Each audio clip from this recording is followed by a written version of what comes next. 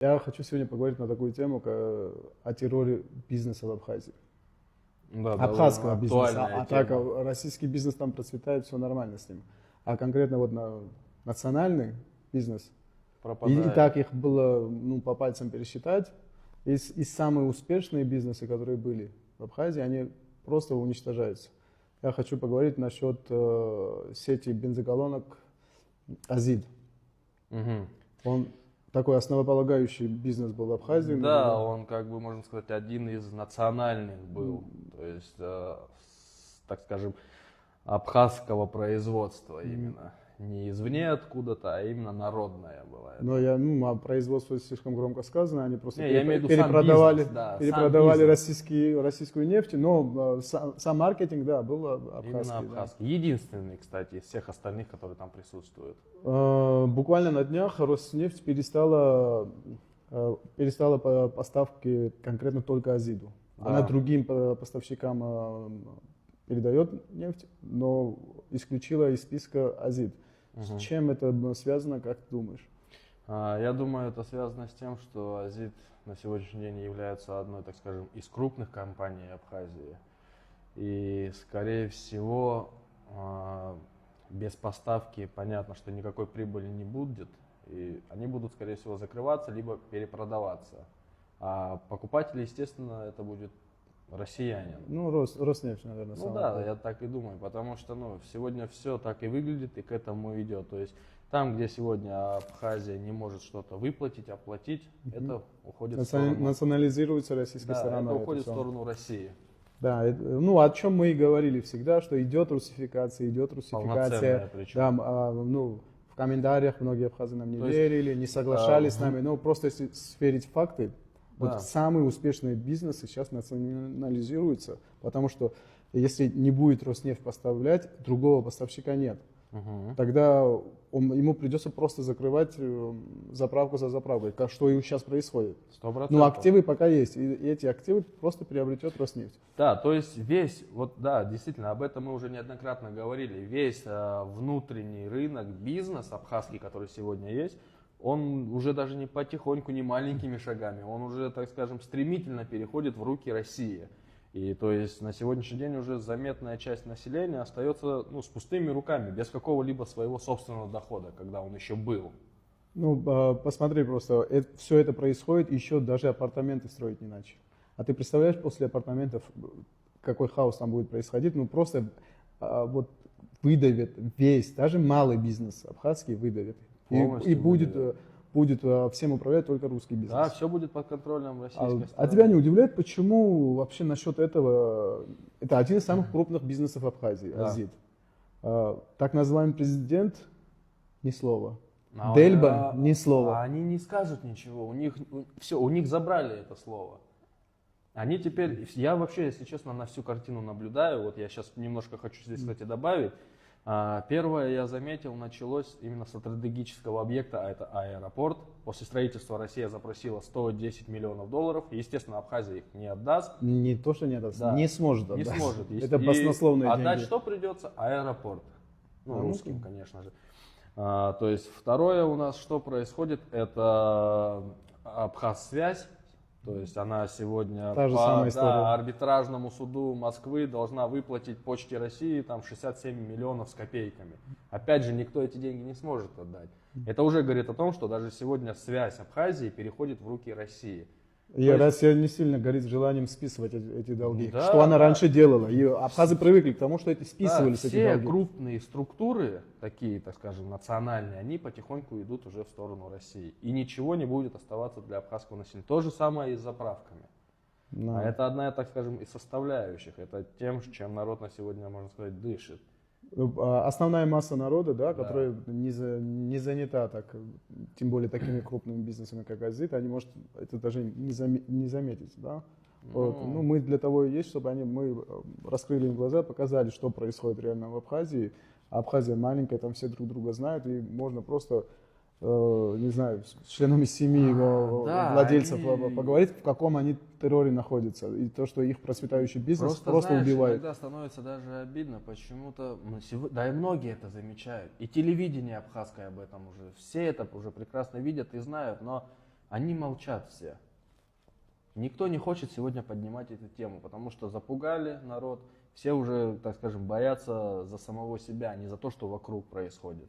Нет, они собственное законодательство не боятся, собственных правоохранительных органов не боятся, но для них Следственный комитет России это как красная тряпка для быка. Ну, они просто ее боятся до ужаса. Да, Россия. Они не могут высказать свое мнение, потому что если это идет вопреки Следственному комитету России, то все, это уже не разглашается. То же самое, что вот еще раз повторюсь, что мы поймали Тимура Агрбова, который не нарушал абхазских законов, но его... Причем еще изначально я вообще думал, что этого человека поймали на территории России, а его, оказывается, в Абхазии поймали и вывезли в Россию. Вот Следственный комитет России может любого на территории Абхазии просто взять и все, повязать, одним словом. То есть процессы сегодня, они не то, что идут как-то скрыто, они полностью открытые, все на ладони видно.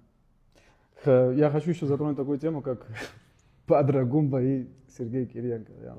Я сегодня по поводу этого еще записал видео, но хочу еще для более широких масс объяснить.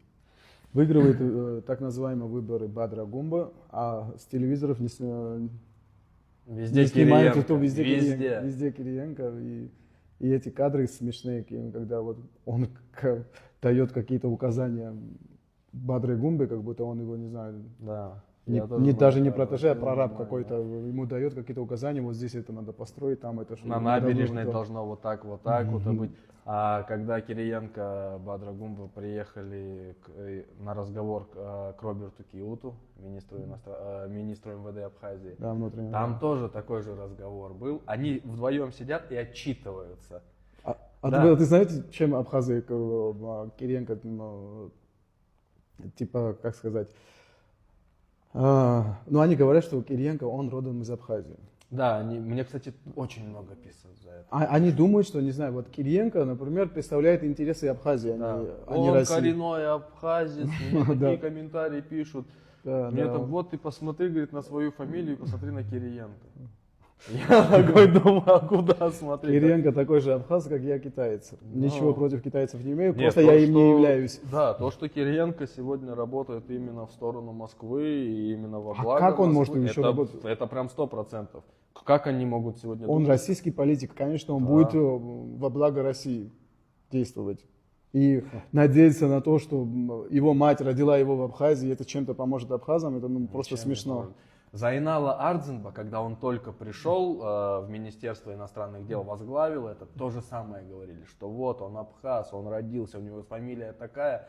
В итоге абхазы потом же сами сделали так, чтобы он обратно уехал. И с Зайналом Ардзинбом, он хотя бы этнический абхаз. Да. Ничего нельзя сказать. Хотя бы, у них там хотя бы хватило смелости признаться в том, что да, он действительно работает на интерес Москвы, а не на интерес абхазского населения. Предателей всегда довольно много было в Абхазии. Так что все преследуют свою цель. Там на каждого второго политика посмотреть, они в интересах России. Они в первую очередь интерес себе, чтобы интерес себе проявить, обязательно должны услужить тоталитарный режим. Да. Все идет к тому, что будет действительно тоталитарный режим. И исходя из того, что я наблюдаю, да, что сегодня абхазское население, большая часть массы молчит по всем этим поводам, это как будто бы, знаешь, российской стране дает какой-то еще больше, они прям уже не стесняясь, это возьмем, то возьмем. Будете что-то говорить, свет отключим. А как ты думаешь, почему вот так угасла общественность в Абхазии? Они устали, у них нет надежды. У них нихилизм типа того, что они все равно ничего не могут поменять. В чем происходит? Потому что они были очень активны. Скорее всего, да. У них сегодня есть у абхазского народа такое понятие, что мы уже ничего сделать не можем. Потому что, опять же, мы говорили об этих выборах. Оно на ладони все показало, что сегодня Следственный комитет имеет большую силу в Абхазии. Внешние, так скажем, абхазские милиционеры, да, как они называют, спецслужбы, государственные структуры, так называемые, ничего они могут сделать. Зато Следственный комитет. Как они оппозицию уничтожили? Они ее просто растоптали. кого надо было, вытянули в Москву, и они сейчас там и до сих пор, по-моему, еще показания дают по этому всему поводу. Я думаю, что если это будет системно, вот все, как сказать, если они будут бороться системно, не Да. по одному человеку, потому что Следственный комитет не может пересадить всю Абхазию, понимаешь? Ну, Это всю-то только нет, работает но на... это, знаешь, это давление такое психологическое. Взяли Это таких, просто запугали, да, называется. одного, второго, третьего, таких более людей, которых где-то раньше было слышно, видно, что они на что-то были способны. Таких людей немножко взяли, прищемили, придавили, там посадили, кого нужно было наказали. А остальная масса, так скажем, которая более немножко послабее будет, они, ну, понятно, они испугались. У них, Очень. им дают понять, я думаю, что вот вы сидите, там у вас есть дети, наверное, жены, я не знаю, сидите тихо, и все у вас будет нормально, будете дальше жить. Да.